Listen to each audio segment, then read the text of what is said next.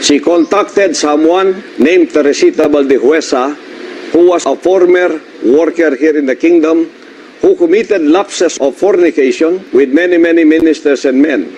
That is why she was supposed to be disciplined, but she went out. This Alina Ostapchenko is saying things against me, and we were able to do record every bit of what she said.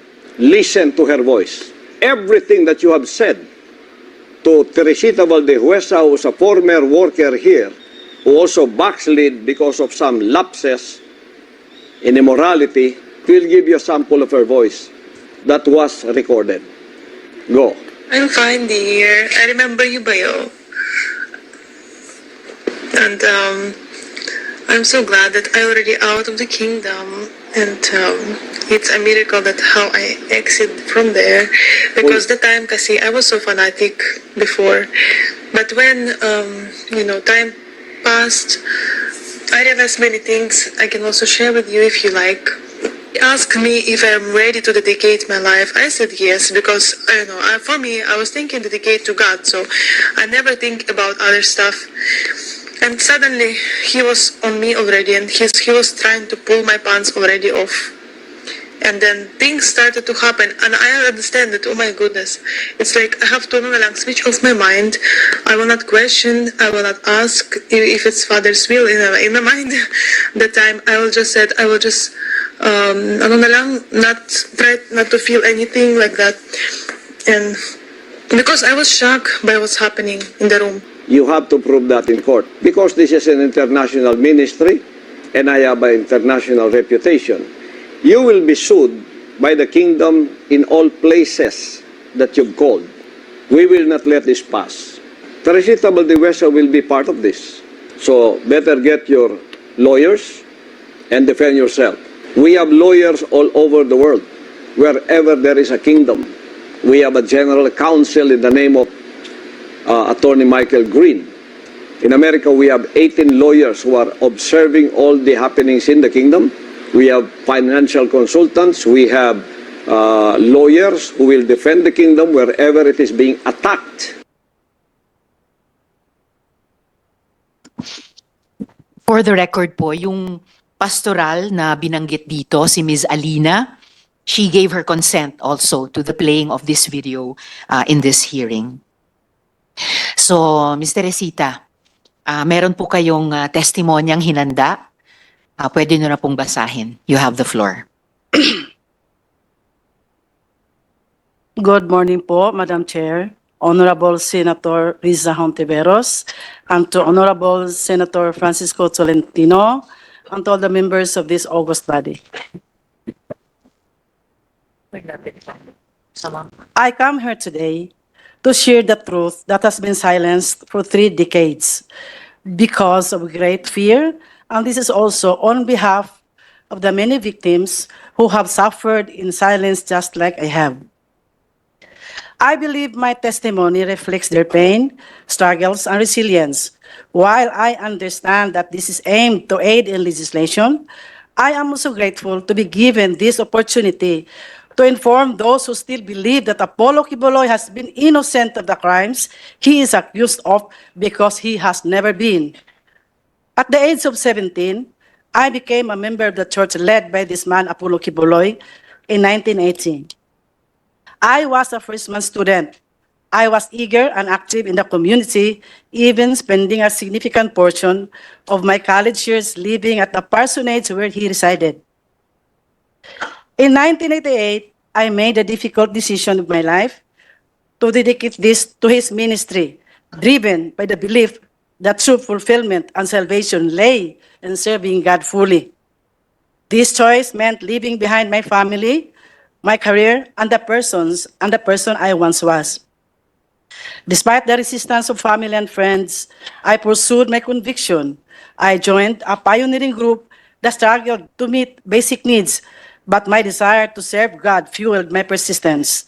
Over time, I gained his trust and became a respected worker within the ministry. As the ministry grew, so did our blessings. We experienced answered prayers and expanding membership, which deepened our commitment to serving God. Apollo C. Kibuloy, whom I revered, was considered as God anointed, and his words held absolute authority. I respected him deeply, viewing him as truly the man of God.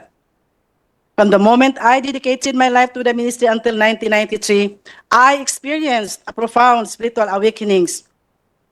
I felt forgiven, my love for God deepened, and I was proud to serve alongside a man I believed to be holy. But one day while in Manila, I received a long-distance call from him. He informed me that he had received a divine revelation intended for me and instructed me to travel to Cebu, where he would share this important message. He was also scheduled to preach in Cebu that Sunday. Upon arriving in Cebu City, we arranged for him to stay at the Park Place Hotel in Fuente Osmeña. That evening, he instructed me to remain in the hotel, while Nilda Linda, the assigned worker, returned to the worker's house. When we were alone, I asked if I could just sleep on the sofa as it was a suite room. Instead, he insisted that I would sleep beside him and even said in Bisaya, compatible gyud taging kay parehas man og color ang atong suot. Translated, we are compatible because our outfits are of the same colors. I was wearing red pajamas with white dots, while he was dressed in a red t-shirt and white pants coincidentally. His words made me feel uneasy and quite nervous, and I saw a different personality in him. But I was quick to dismiss that unusual feeling. And because I had previously witnessed Ingrid Canada or ICC, Teresita Dandan, TTD, and Velina Salinas slept in his room alternately, it led me to believe that it was just normal and harmless. Moreover, we had been conditioned to suppress any negative thoughts about him. We were warned that any suspicion on him would reflect our own personality, using the words found in 1 Timothy chapter 1, verse 15, I quote, "To the pure, all things are pure, but to those who are corrupted and do not believe, nothing is pure. In fact, both their minds and consciences are corrupted," unquote. And in those days, absolute obedience was a must. We needed to have an unquestioned loyalty and reverence toward him. Sleeping beside a man I believed to be chosen by God was for me then a great privilege, an opportunity for a sinner like me. But what followed shattered my sense of faith and trust. Without a word, after turning off the light, he embraced me, undressed me, and violated me with his lustful act, and left me in shock and speechless. He then said, "This is the fulfillment of God's revelation." He explained that God had revealed to him that I was to partake in God's life through him by surrendering my body, soul, and spirit. He also mentioned that other girls would go through him in a similar manner. His words were strange, but I was too shocked to respond. The following day after that Sunday worship service, Apollo C. Kibuloy left for Manila, while I was left to carry on with my duties, including organizing carolers for our annual fundraising. Confusion consumed me. I felt betrayed by my faith, by him, and even perhaps by myself. I began questioning whether what had happened was indeed God's will or simply a gross abuse of power. When I returned to Manila, I was once again instructed to sleep in his room. Fear gripped me, but defying the anointing of God was unthinkable. We had been taught that such disobedience would invite a curse. The next morning, he asked if I understood God's revelation. I remained silent, unable to process what had happened. He then referenced me to Philippians chapter 2, verses 6 to 12, explaining that just as Jesus humbled himself and obeyed God, even to the point of death, so he too must obey God's will by partaking in carnal things. He claimed this was necessary for him to understand the human experience and to fully empathize with others. He even told me that he had also been reluctant to accept God's revelation, but as God had chosen one, he had no choice but to act on it. I was more confused with his explanation, but I could not complain. I wanted to go out from the ministry, but I lacked courage. I did not know where to ask help. I had cut all the bridges behind my life, and I could hardly go back because it would mean starting all over again. My family was poor, and I had no connections. My option was to stay because I was still bothered with what if it was indeed God's will? December of the same year was an escape for me. Caroling as one of our sources of funds, and which had been participated in by every member of the ministry all over the country, became my excuse of staying away from the worker's house in Manila where he stayed. In January 1994, I was in his room with Ingrid Canada, the international coordinator of the church, Tessie Dandan, the national administrator for the church in the Philippines, and Felina Salinas, his personal assistant. During that... Miss Teresita, before you continue po, yung nabanggit nyo ng 2 beses, Ingrid Canada, nandito po ba siya sa harapan ninyo? Yes, patabi po siya ni Mr. Kipo. Sila po, yung nagtaas ng kamay. All right, salamat po. Please proceed, Miss Teresita. During that meeting, he informed the girls that I would be included in the inner circle. Right there and then, I realized that these women had likely endured similar experiences. Without any words, we shared a mutual understanding. None of us dared speak about what had happened to us. In February 1994, I was sent to Hong Kong, still carrying all the confusions and emotional turmoil. Despite this, I continued to pretend that everything was fine. When one of our musicians, JC Pangilinan, was scheduled to return to the Philippines, I seized the opportunity to send a personal letter to ACQ.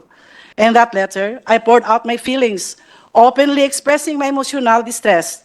I was honest about how deeply shocked I was to learn of his life beyond the pulpit. The man I had revered as a holy figure was in reality an ordinary mortal, one who had exploited my genuine commitment and dedication to God. My faith wavered, and everything I had once believed was shattered. I prepared myself for a harsh response, expecting a violent reaction from him. To my surprise, there was none. Instead, I was sent back here. Upon my return, I was even more surprised to learn that I had been promoted. I was appointed National Crusade Coordinator, National Logistics Coordinator, and Luzon Area Administrator all at once. This was a sudden and significant promotion from every previous role. By God's grace, I excelled in all my assigned tasks. Despite this, fear gripped me every time Apollo Kibuloy would come to Manila.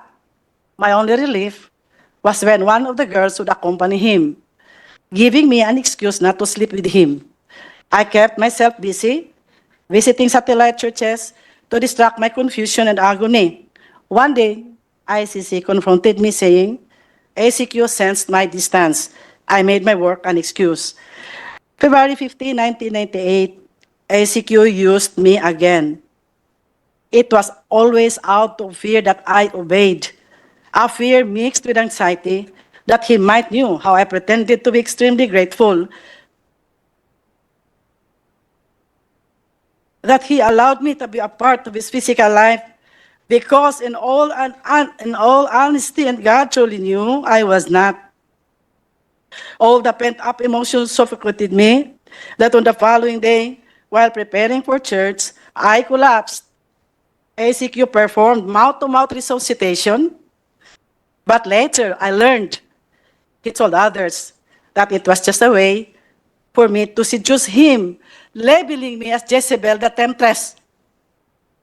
I believe Apollo Carrion Kibuloy understood that I never wanted the life he was trying to impose on me. My decision to dedicate my life to God's service was driven by a sincere desire for spiritual purification, from the sins I had committed before becoming a full-time worker. I had only one goal, to live a holy life and ultimately to attain heaven. As the Bible says in Colossians chapter 3, verse 5, I quote, "Put to death, therefore, whatever belongs to your earthly nature, sexual immorality, impurity, lust." But how could I achieve this with the circumstances that I was in? Disobedience and complaints were never an option. Anyone who did so was labeled as carnal, as someone who did not overcome the flesh. Everything was always twisted. One day, she said, "Sir has noticed that you've been distant." I made up excuses, trying to avoid the truth. I had been telling Tessie and Dan that I was extremely exhausted. She presumed that I was just too focused of my responsibilities, especially in the logistics department. I was always pressured to meet my 15 million quota.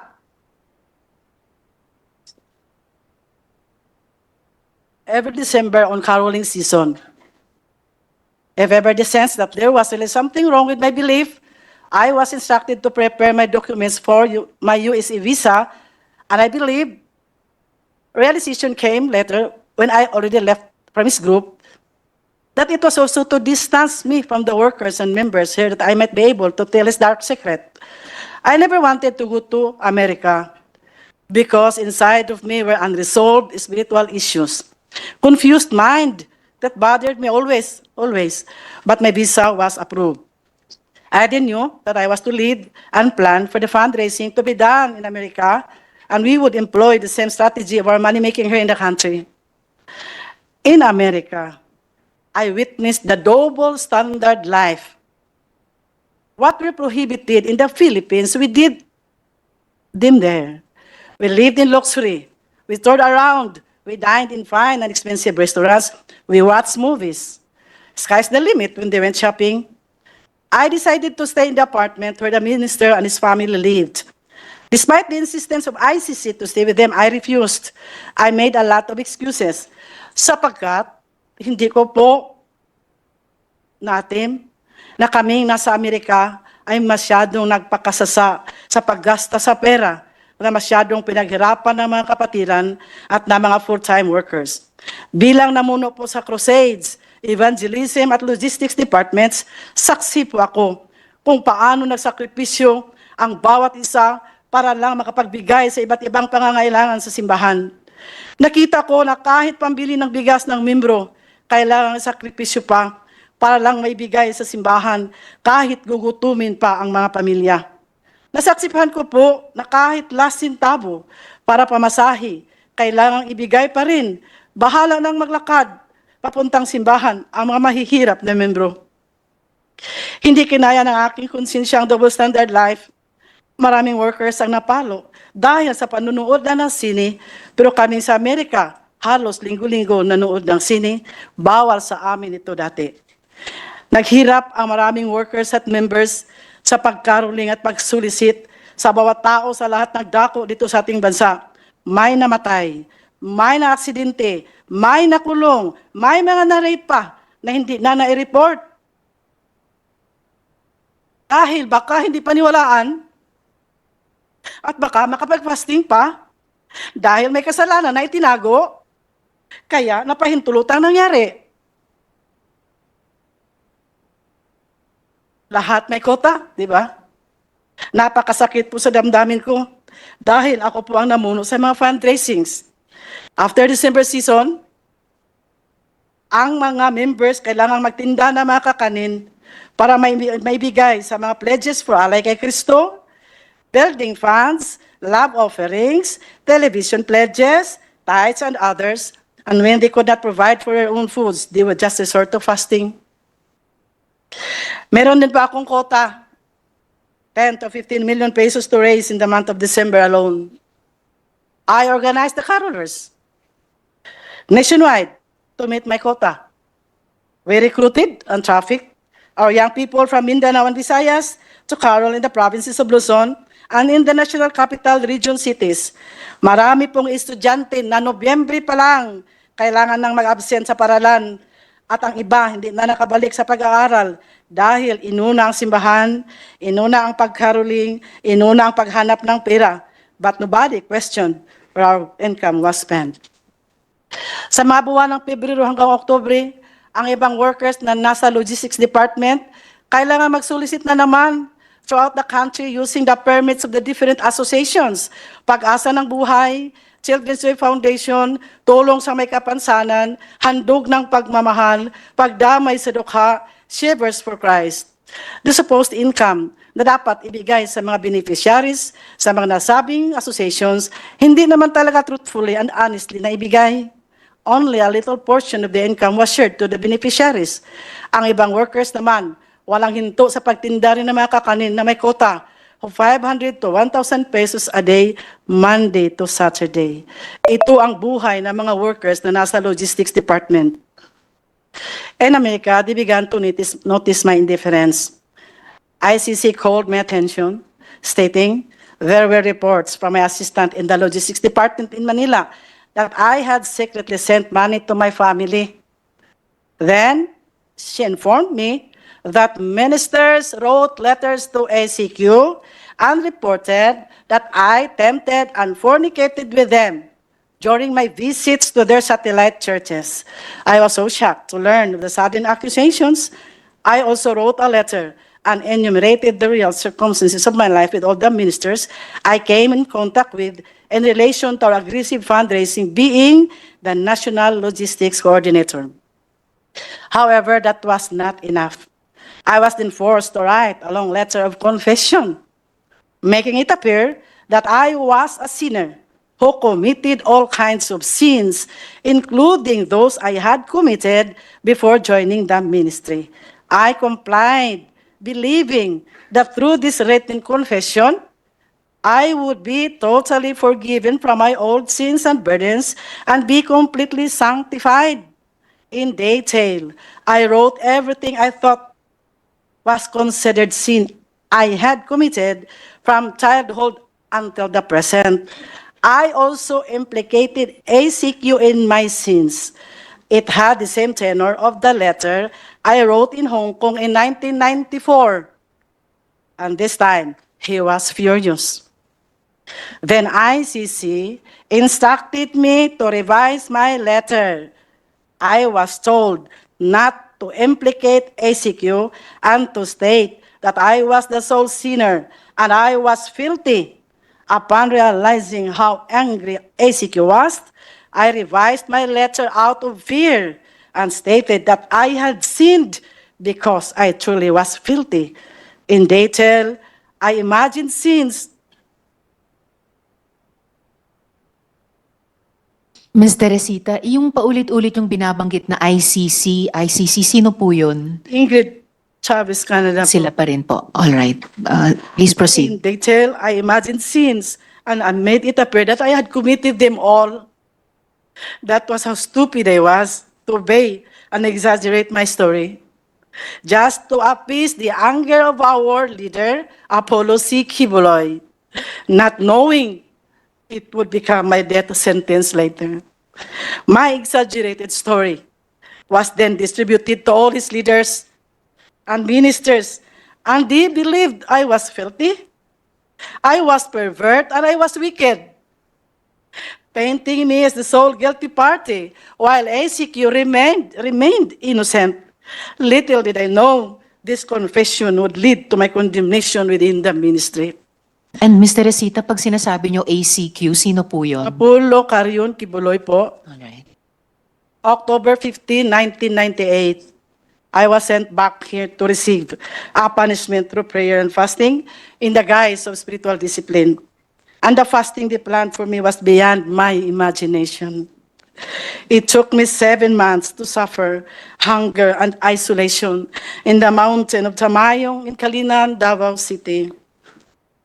They placed me in a small, dark, elevated room beside a kitchen, separated only by a mat and walls.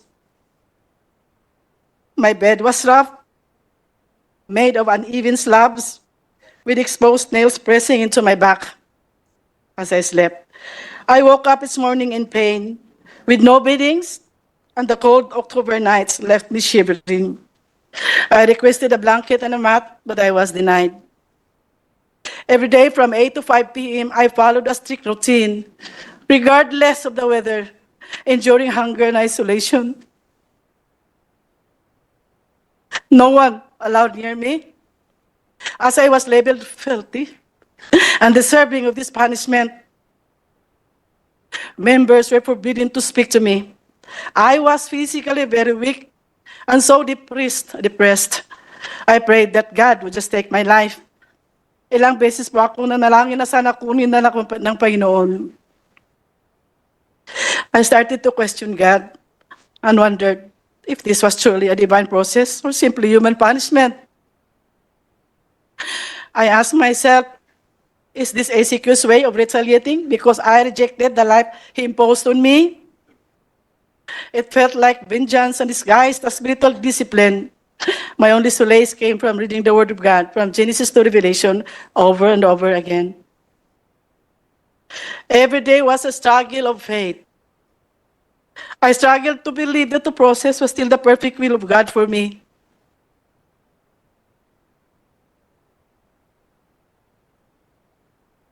I struggled to believe that I really was a sinner and that I was recuperating from my spiritual disease for the lack of faith.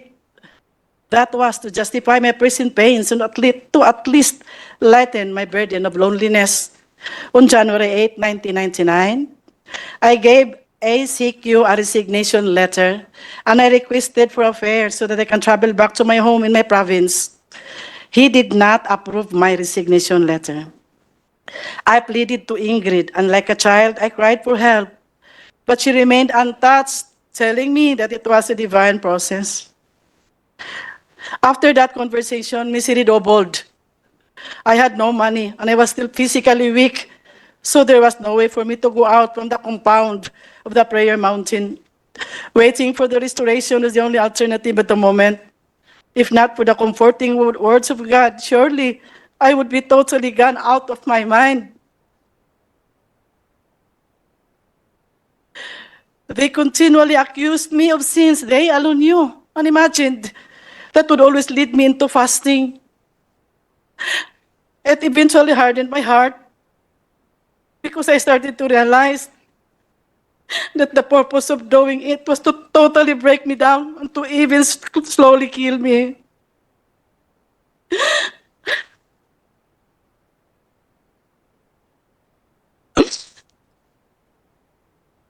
I no longer saw the reason to stay.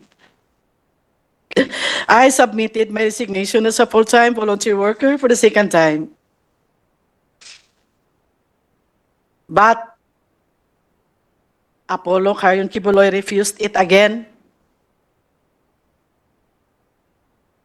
A week later, on September 30, 1999, I decided to leave without asking for permission, determined to free myself from his control. It was only when I left out of the group that I finally clearly understood that the man I had believed to be God's chosen and holy was an impostor, oppressor, and deceiver.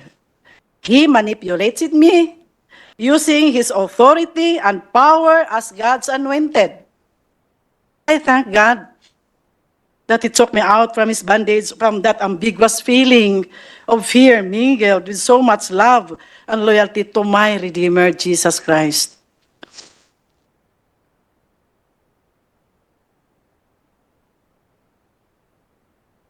But he was not finished with me and did not stop terrorizing me. Alex Camia, his personal bodyguard, a full-time worker, once known to be a champion in gun shooting before he joined the group of ACQ, together with his team, kept coming to my place to harass me, serving a fake warrant of arrest to a minister who stayed in my house. This minister settled in my place after he was gunned down in Davao City but survived. The team of Alice Camia was apprehended, and when investigated, they had several firearms in the car, several plate numbers, and there was also a red plate. The registered owner of the car was Apollo C. Kibuloy. Because of their failure to serve the warrant of arrest, they blamed me for hiding the minister and filed cases against me of obstructing justice and grave misconduct and an act unbecoming of a public official. After that incident, I heard that Alex Camia was the suspect of the murder of an ex-worker who was shot down inside his home, and this ex-worker did not survive. I was scared to death when I heard this news. My option was to remain silent because killing could have actually happened when Camia and his group came to my place. There was also an ex-worker, Elsa Bolivar, who was a senior citizen, a woman shot dead while she was in her garden in Tagum City. I was so hysterical when pictures of her bullet-ridden body were sent to me because she had just visited me in my place before it happened. Fear consumed me and I remained silent. 3 years ago, nagkausap po kami ni Alex Camia. Humingi po siya ng kapatawaran at nagsabi na siya ay nautusan lang po na kailangan din akong iligpit. Pinaniwala po siya na ako ay may malaking kasalanan at ako ay napakasamang babae. Nang tinanong ko kung ano ang aking kasalanan, sinabihan daw siya na tinukso ko raw si Apollo Cayon Kibuloy. Nakiapi daw ako sa mga ministro. Narinig naman po ninyo yung sa video. Nakipagtalik daw ako mismo doon sa workers' house at nagnakaw daw ako ng 3 million pesos. He even said in Bisaya, di ba nagtugot man ang Ginoo pagpatay sa dautan? Doesn't God permit the killing of the wicked? Doon ko lang naintindihan na kailangang i-declare ni Apollo Kibuloy sa lahat ng mga workers at members na ako'y makasalanan at napakasamang babae para magiging makatwiran ang lahat ng parusa na binigay sa akin at magiging makatwiran din kung bakit ako kailangang patayin. Apollo Kibuloy called me Jezebel, the temptress, using his pulpit to broadcast how filthy and evil I was. This became a pattern. Kung may mga workers na may alam sa kaniyang buhay, sa sikretong buhay at aalis sa kanyang kingdom, sila ay akusahan na napakaraming kasalanan.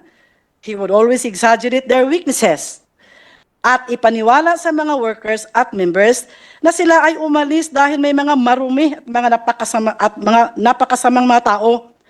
His followers only heard his side of the story, which was always filled with lies and twisted truths. The other side, our side,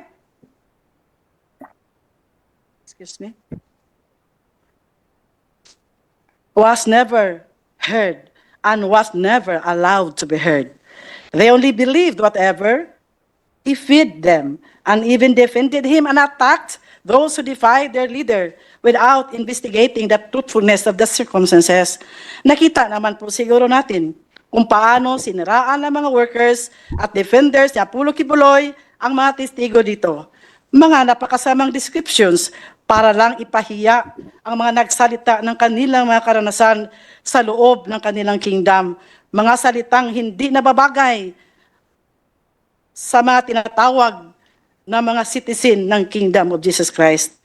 Their intention is only to demoralize and warn others of the consequences of defiance. Last August 2021, during one of his television programs, he once again maligned me, broadcasting nationally and internationally that I was a fornicator and an immoral woman, which we have just watched. Madam Chair, I would like to remind Mr. Kibuloy to remember the biblical stories about the lives of King Nebuchadnezzar, King Sennacherib, and King Herod.